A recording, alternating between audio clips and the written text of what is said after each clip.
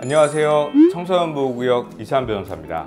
혹시 이런 영상 보신 적 있으실까요? 면허도 없는 고등학생이 벤츠 몰고 가다가 사고, 오토바이를 탄 중학생이 역주행 신호위반까지, 헬멧도 없이 전동 킥보드 타고 역주행하는 학생들, 그리고 심지어 자동차를 몰래 몰다가 사고를 내는 경우도 있는데요. 운전면허 당연히 없겠죠. 이러한 청소년 무면허 운전, 어떤 상황이 발생하고 어떤 처벌이 되는지 하나하나 살펴드리겠습니다.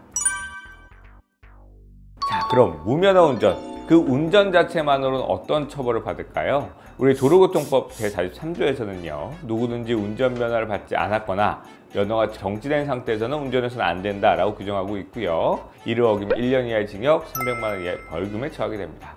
아주 잠깐 운전했을 뿐인데 라고 대수롭지 않게 생각했을 수도 있지만, 이것 자체만으로도 형사처벌 받을 수 있는 행위에 해당한다고 볼 수가 있겠습니다. 여기서 과연 오토바이가 그럼 자동차냐 라는 부분이 궁금하실 텐데요. 우리 도로교통법은 대부분의 오토바이, 일정 cc를 초과하는 오토바이들은 모두 다 차로 보고 있습니다. 그런데 우리 학생이 단순히 무면허 운전만 했을까요? 오토바이에 번호판을 달지 않았거나 위조한 번호판을 사용했다고 한다면 부정사용 공기호 행사죄, 이런 죄명도 붙을 수가 있고요. 그리고 자동차라고 한다면 이륜차를 포함해서 반드시 보험에 가입하도록 하고 있습니다.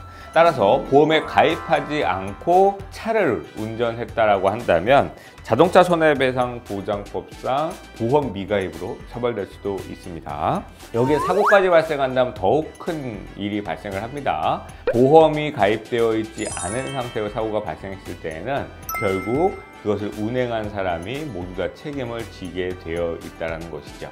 만약에 학생들이 음주, 술까지 마셨다라고 한다면 음주 사고가 발생했기 때문에 굉장히 중한 형량이 인정될 수가 있다고 보셔야 될 것 같습니다. 그렇게 사고가 발생한 경우에는요, 그 자리에서 본인이 112나 119에 신고를 하면 참 좋겠습니다만, 학생 본인도 놀랐잖아요. 그래서 바로 신고하지 않고 그 자리를 이탈하는 경우들이 많습니다. 이 경우를 우리는 법률 용어로 뺑소니, 사고 후 미조치, 이렇게 얘기를 하고 있죠. 부모님은 이렇게 말해요. 아니, 이거 뺑소니 치려고 한 게 아니라 애가 너무 당황해서 간 거예요. 그게 뺑소니예요.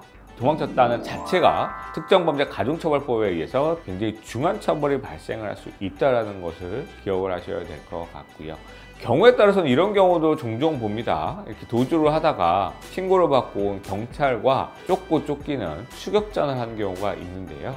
살짝 이 경찰차를 치거나 경찰과 실랑이를 하는 과정, 또는 경찰 쫓는 과정에서 다치게 되었다라고 한다면 특수공무집행방해 또는 특수공무집행방해 치상해죄가 성립할 수도 있다는 부분을 꼭 기억해야 될 것 같습니다. 여기서 특수공무집행방해죄가 붙는다고 한다면 일반적으로 가정법원에 갈 수는 없어요. 성인법정에 가서 구속되는 경우가 많다는 부분을 꼭 기억하셔야 될 것 같고요. 직접 운전은 안 했고요. 그냥 옆에 타고만 있었어요. 오토바이 훔치는 거 그냥 옆에만 있었어요. 이것도 죄인가요? 네, 그럴 수 있습니다. 무면허 운전인 것을 알면서도 동승했다면 방조죄로 처벌될 수도 있고요. 그리고 오토바이를 훔치는데 옆에 같이 있었다 또는 망을 봤다, 한 명이 키를 돌리고 한 명이 그것을 끌고 갔다 라고 한다면 모두 다 특수절도죄의 공범이 된다는 것이죠. 우리 학생들 호기심에 생각보다 다양한 방법을 쓰고 있습니다. 길거리에 세워져 있는 키가 꼽혀있는 배달 오토바이 타고 가는 경우가 굉장히 흔한 경우고요. 그 다음에 부모님 차를 몰래 타는 경우도 있어요. 과거에는 가정의 자동차를 훔친 것에 대해서는 친족상도례가 적용될 수가 있었는데요. 이 친족상도례가 위헌 판결이 난 만큼 이 부분도 처벌 대상에 해당할 수가 있습니다. 피해자가 처벌을 원하지 않는다고 했으니까 끝 아닌가요? 라고 생각할 수 있지만, 청소년의 경우에는 그러한 형사소송법 절차보다는 아이의 선도의 의미에서 가정법원에 송치될 가능성이 높다는 것을 기억을 해 두셔야 될 것 같습니다. 이런 경우도 있을 수 있어요. 오토바이를 잠깐 타고 그 자리에 돌려놨다, 자전거를 잠깐 타고 그 자리에 돌려놨다. 이것을 우리 형사법에서는 사용절도라고 합니다. 사용절도라고 하는 것은 무엇이냐면, 절도까지는 아니지만 사용했다가 다시 그 자리에 갖다 놨다 하더라도 처벌의 대상에 해당할 수가 있다는 것이고요. 그리고 본인이 그 자리가 아니라 다른 자리에 갖다 놨다고 한다면 그것은 바로 그냥 절도죄에 해당을 합니다. 그리고 청소년들이 대체적으로 이런 범죄를 혼자 저지르지는 않죠. 친구들 둘, 셋과 함께 이런 일을 하는 경우가 많은데요. 이 경우에는 특수절도죄가 해당되기 때문에 훨씬 더 무거운 처벌을 받게 된다는 것을 기억해 두셔야 됩니다. 이렇게 특수절도 행위로 오토바이나 자동차를 훔쳤던 학생들은 한 번으로 끝나는 경우가 많지 않고요. 재범의 우려가 대단히 높은 사건들이라는 점을 모든 판사님, 검사님들 다 알고 계시기 때문에 중한 처분이 나올 수도 있다는 점을 꼭 기억해 주셔야 될 것 같습니다. 그리고 18세 또는 19세쯤 되는 학생들의 경우에는요, 길거리에서 주운 신분증이나 타인의 신분증으로 렌트카를 빌리기도 합니다. 얼마 전에 충격을 줬던 사건도 있었죠. 충남 아산에서 무면허 렌터카 사고로 인해서 60대 택시기사가 사망했던 일인데요. 이 차량의 운전자가 바로 19세 청소년이었고요. 동승자들도 19세 미만의 학생들이었습니다. 그런데 이 학생들이 이렇게 큰 사고를 내고 며칠 뒤에 병원에서 환자복 차림으로 춤추고 배달음 시켜 먹으면서 라이브 방송까지 하고 반성의 태도를 보이지 않아서 논란이 된 적이 있었습니다. 만약 이런 상황이라면 직접 운전을 하지 않은 동승자라고 하더라도 큰 처분이 될 수 있고요. 결국 사망 사건까지 발생했다는 점 때문에 성인법정에 갈 가능성도 배제할 수는 없습니다.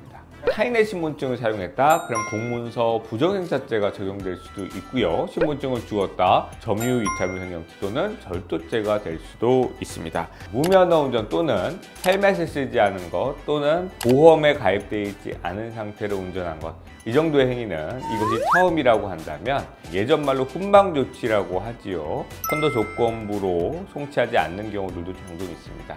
또는 검찰에 가서 기소유예를 받을 수도 있겠지요. 그렇지만 이게 초범이 아니라 그런 행동이 2번, 3번 반복된다거나 절도 또는 특수절도 이런 죄명이 붙는다면 가볍게 넘어갈 수가 없고요. 특히 사고까지 발생했다라고 한다면 가정법원의 송치는 피할 수가 없을 것으로 생각이 됩니다. 지금 제가 말씀드린 죄명만 해도 어마어마하게 많죠.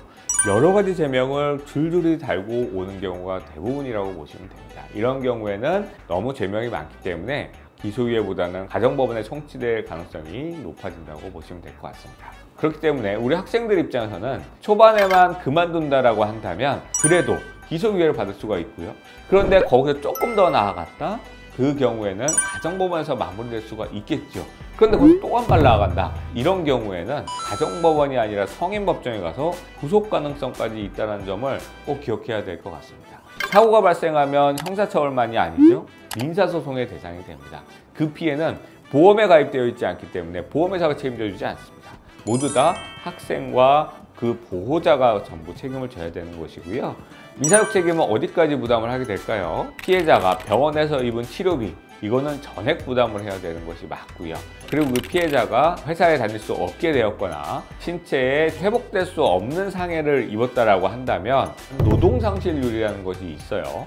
손해배상금이 엄청나게 고액으로 올라갈 가능성이 있다는 점을 기억하셔야 될 것 같습니다. 거기에 플러스 봐주는 비용이라고 우리가 얘기를 하죠. 형사합의금은 별도로 들 수 있습니다. 그런 부분이 있기 때문에 호기심에 한 번 했다? 이런 것은 인정되지 않습니다. 자동차, 오토바이 이런 차라는 개념은 굉장히 위험한 물건이라고 법은 인식하고 있어요. 뭐랑 똑같이 보냐면 만약에 자동차로 사람을 위협하잖아요. 그러면 칼로 그 사람을 위협한 것과 똑같이 봅니다. 이러한 위험성 있는 물건에 대한 처벌 규정들을 굉장히 많이 가지고 있는 것이고 그런 부분을 보호자분들께서 꼭 지도해 주셔야 될 것 같습니다. 자, 오늘은 청소년 무면허 운전에 대해서 이야기를 해봤는데요. 일단 가장 중요한 것은 이미 경찰서에서 연락이 왔다라고 한다면 보호자분께서 어떻게 우리 아이를 지도할 수 있는지에 대한 보호 의지를 보이는 것, 그리고 우리 아이도 이런 걸 단절하겠다라는 의지를 얼마나 표현하는지가 굉장히 중요한 부분이라고 할 수가 있겠습니다.